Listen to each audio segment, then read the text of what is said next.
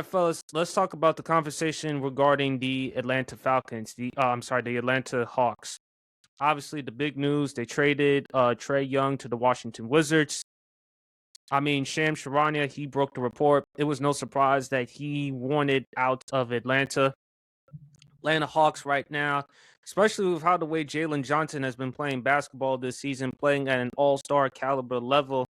And because with the Atlanta Hawks, they were able to free up. So they don't have to worry about the $49 million player option for Trey Young. Washington, that's in their concerns. I think Atlanta won the trade, even though they didn't get draft compensation. But still, in all, you move on from Trey Young. You were able to get another shot creator and ball handler in CJ McCollum to pair him up with the offense. You have a nice nucleus with him, Alexander Walker, Dyson Daniels, Kurt Leonard. So I like this for the Atlanta Hawks, BRF. I think the Hawks clearly won this one. For whatever reason, they just feel like they've seen enough of Trey Young. They like where Jalen Johnson, his trajectory, and they want to move on from Trey Young. So I'm happy for the Atlanta Hawks in that aspect. As for the Wizards, it seemed to me the only reason why he chose Washington was because of the money. And that's really about it, because if any other team, if he decided to say, let's go to the Lakers or let's go to any other team, they're not going to pay Trey Young the max. And I don't think anybody at this point wants Trey Young at this juncture in his career. Now, if it were Trey Young after the Eastern Conference Finals appearance or when he was 23, 24 years old, that's understandable. But at this point, I think DC was the only team that was out there to pay him. And you talked about the starting lineup with him and Sarr and Johnson and them, but the bench, and they don't have the money. So BRF, I'll let you start off with this one. Well, I gotta say, and apologize for the background. I don't know. This mic always picks up everything in this house, so I apologize ahead of time.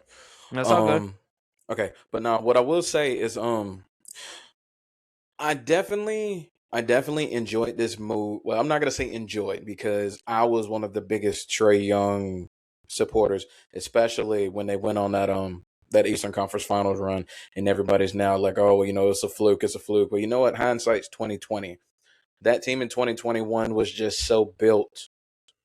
Was probably I'll probably say the best built team that Trey Young had, and it just allowed that team to exploit all of his skills and all of his attributes. And you see where they were. You had John Collins, an athletic guy who could shoot, who could give you a good jump shot, but he could run the floor. I mean, he excelled in transition. Clint Capella got you rebounds, extra possessions. Danilo Gallinari, veteran, could shoot, could create off the dribble. Kevin Herter was basically like his partner in crime. They came in like same time. Basically his partner in crime. That team was just built to perfection. That's why they was able to get so far, and they was able to beat some teams that some people say, maybe they shouldn't have beat them, but you know what? At the end of the day, they did. The reason why I like this trade, well, it's not just for the salary cap clearance. It's you look at the players that they acquired in the deal in terms of CJ McCollum and Corey Kispert. I Mm-hmm. like the acquisitions. CJ McCollum, like if Dyson Daniels is going to be your starting point, CJ McCollum gives you a second team guy who can come off the bench give you 15, 20 a night. CJ McCollum is still that type of scorer. You've seen it. You've seen it on nights this year with the Washington Wizards. CJ McCollum can score when you need him to score. Corey Kispert gives you another sniper from the 3-point line that you can bring off of the second team, or you can alternate with Luke Kennard off of the bench, and it gives you another shooter. It gives you a little more depth at positions that you needed. Because I mean, now you're adding Corey Kispert with Luke Kennard and Vic Krejci. Vic Krejci shooting like 47, 48% from three this year. Like absolutely like stroking the three ball this year. He's doing his thing. And I think everybody's going to look at the big thing, which is the money that the Atlanta Hawks cleared. I mean, right now they basically have like $40 million worth of cap space. They got rid of Trey Young so they can go after one of these heavy duty, big time guys. And right now, the target right now is more and more looking like it's going to be Anthony Davis. And I know some people are like, well, and hey, we hear, Anthony Davis isn't the most available player. Yeah, I agree with that. And because some people are saying, maybe they should try Giannis. I'm like, nah. I think if you're looking at the Hawks, the way they're constructed, if you're gonna, if you want fit, I think Anthony Davis is probably a better fit for the Hawks as currently constructed than Giannis. From the standpoint, I look at Anthony Davis having a slightly better jump shot, even though, and they're both really good in transition. Don't get me wrong; they're great rim protections. They're great rim protectors. They're great in transition when it comes to finishing and defense and all of that. Because when Anthony Davis is on the floor, in my opinion, he's still one of the top 5 defenders in the league. When he's on the floor, he is still an elite defender.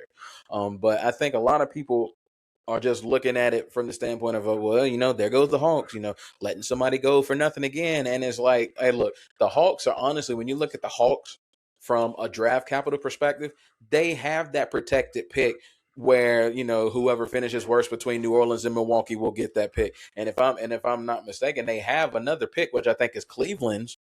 So like wherever Cleveland finishes, Atlanta's going to have that pick as well. So Atlanta's in a really, really good spot. And people got to think, let's say Atlanta does get on a run here and they make a good run. Maybe not necessarily win a championship, but they make the playoffs and they make a run. So imagine a team making the playoffs, making a decent run, and then you're looking at a possible top 3 draft pick when you look at the New Orleans Pelicans and where they could potentially finish, because they're one of, if not the worst teams in the NBA. So imagine if the New Orleans Pelicans finishes with like a bottom 3 record, and you're the Atlanta Hawks, and you have your choice of AJ DeBansa, Cam Boozer, or Darren Peterson. Like, if you're the Atlanta Hawks, you're sitting on cloud 9 knowing you're going to get one of those 3 prospects, who are 3 of the best prospects we have seen come in the league in a long time.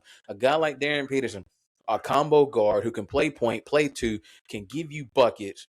A guy like AJ DeBansa, who's one of the most athletic wings, 2-way wings we've seen in a long time, and Cam Boozer, who is a big who can create his own shot off the dribble. How crazy is that? The skill set that all 3 of these guys possess, and Atlanta, if they finish in the top 3, are guaranteed to end up with one of them, and all 3 of them fit what the Atlanta Hawks are trying to do. So the Atlanta Hawks are honestly in a dream situation right now with unloading Trey Young and clearing up that cap space, because not only do you have that pick, now you can go out and acquire talent. If you go out and acquire Anthony Davis at the trade deadline, he's honestly probably not going to end up eating up all that money. So maybe you go out and get something like a lower level, like a mid-level guy like that. So the Hawks are in a really, really good situation to really do something by trading Trey Young and clearing that money up and having that draft capital that they have. They are in a really good spot right now. And it's like I was telling y'all before the show, honestly, Salah has been doing his thing as the general manager. I mean, he's recognized what the teams needed and he's going after it. Hey, in the offseason, we looked at the Kristaps Porzingis trade. It made sense from a standpoint of what Kristaps Porzingis bring. I feel like what they're going to do as far as trying to acquire Anthony Davis, I feel like the Mavericks are looking at expiring contracts. So more than likely, I think the Hawks would probably trade Kristaps Porzingis in a trade if you're trying to get Anthony Davis. But I mean, you have pieces there in Atlanta that you can unload I would if you love can to. pull off a I would trade. keep. I would keep Porzingis if I have to trade Anthony Davis or just to get rid of Porzingis. I keep Porzingis because I like Porzingis's rim protection, and even though Porzingis has durability problems, BRF though, do you trust Anthony Davis at this juncture? Yes, when healthy, we know when healthy, he's one of the top 10 players in the NBA. But and again, his contract is not like Trey Young's contract, which is why I think Atlanta, y'all won this one Oh clearly. yeah, they Because definitely won this one. Yeah. you don't have to worry about the $49 million player option for 2026, 2027. We know that Trey Young doesn't bring a lot of value as far as with the defense. After all, he's listed as 6'1", a buck 64. So you don't expect him to play much on the defense. And look, outside of the perimeter shot, I think Trey Young in DC, he'll just make him relevant just by name or name alone, and with the starting lineup, but it's not really to say anything. If you have I told fe- me If you have told me I would have gotten Trey Young when he was 23, 24 years old, and you have gotten some draft compensation, that would be even better for Atlanta. But you still won this one. And it was interesting how he found out the trade during a game the other night. He was on the sideline during the game. Well, he knew it. Well, the thing is with that, he knew it was coming. So yeah, it was you knew it was just coming because he announced that he wanted to be traded. Exactly. But still, it was But I mean, he honestly, what it was just he was out there. He was kind of taking everything in. He knew it was coming, and it wasn't. A lot of times, it might have been a shock. It wasn't a shock to him. Like, well, he demanded the trade. If you say you wanted to be traded, this is not like the Luka trade. No, but I think for Atlanta, whether Jalen Johnson is going to be the guy or not, he's been playing unbelievable so far. Yeah, he has. And I like Dyson Daniels coming out of the draft. All I said was over time, his jump shot will improve. But I like what he can do as far as with the passing. He has great NBA size at the guard position. He can give you some defense. In some ways, he kind of reminds me to a little bit of Lonzo Ball.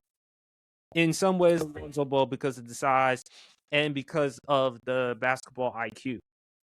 I think for Atlanta, y'all won this one. And y'all 9th seed in the Eastern Conference. Recently, you just beat the New York Knicks.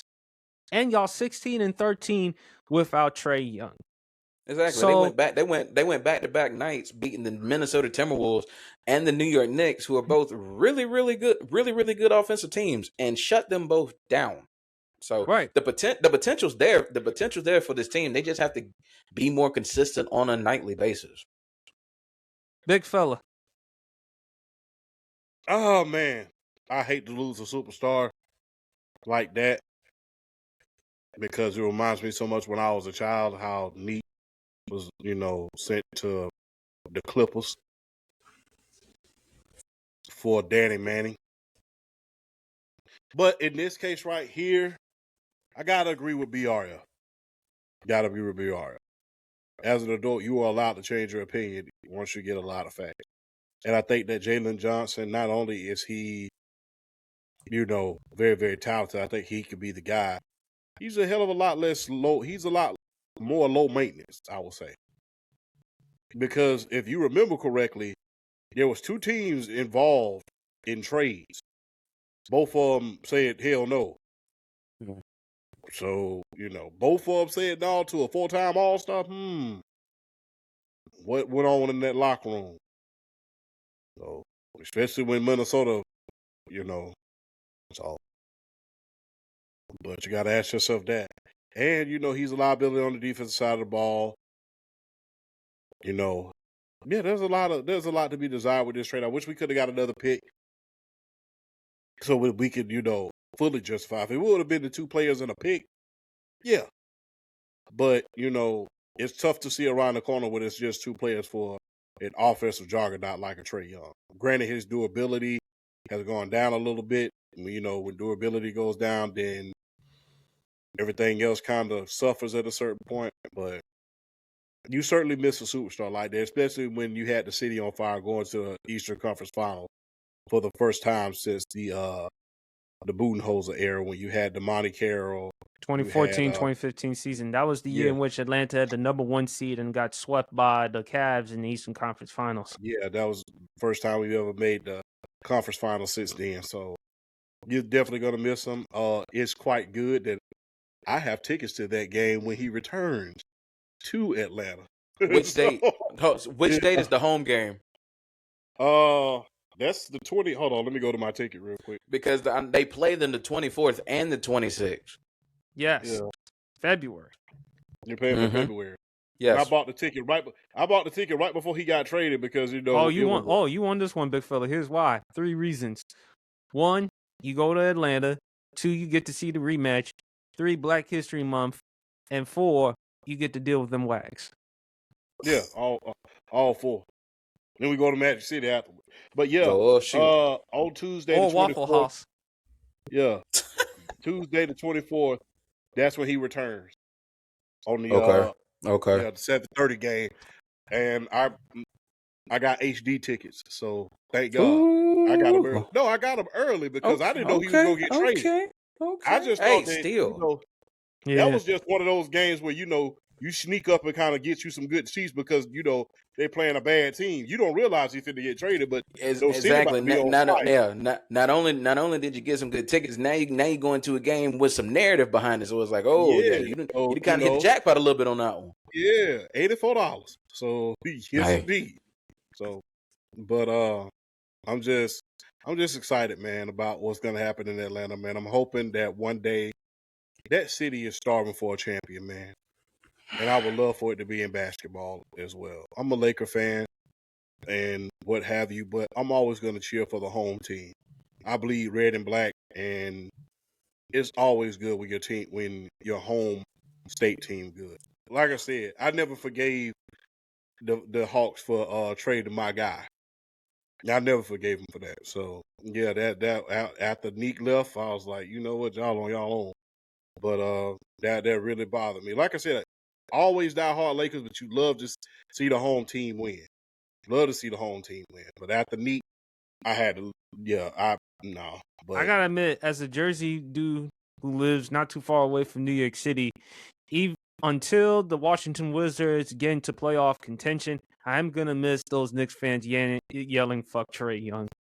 yeah, I mean they still gonna be able to Oh, say they're it, gonna. but They're still gonna say it, but not as much though. it's That's the not gonna thing. be as significant as it is, because it's been a long time since we had our guy, that being on the basketball court. I And mean, I to want. Knicks fans nowadays, he's the modern version Yeah, of Reggie Miller. yeah. So Mhm. it's been a long time since Atlanta had their guy, where you can really get behind him.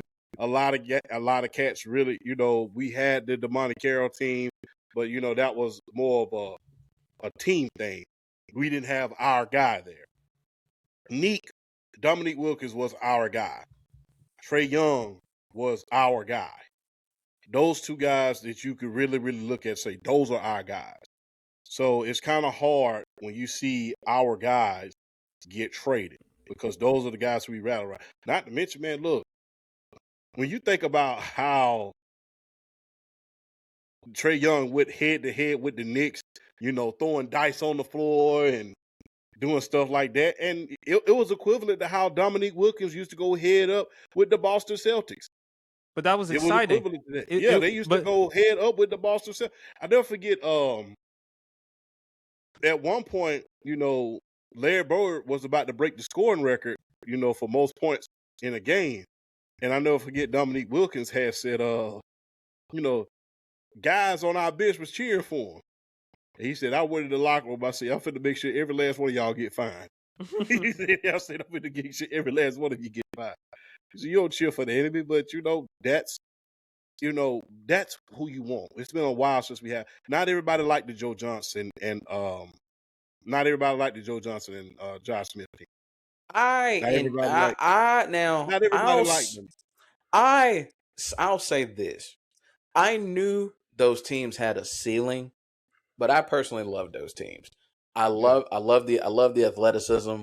I loved having guys that were just bucket getters because my favorite of those squads was the it was like Joe Johnson, Josh Smith, Josh Childress, Mm-hmm. Jamal Crawford coming off the bench.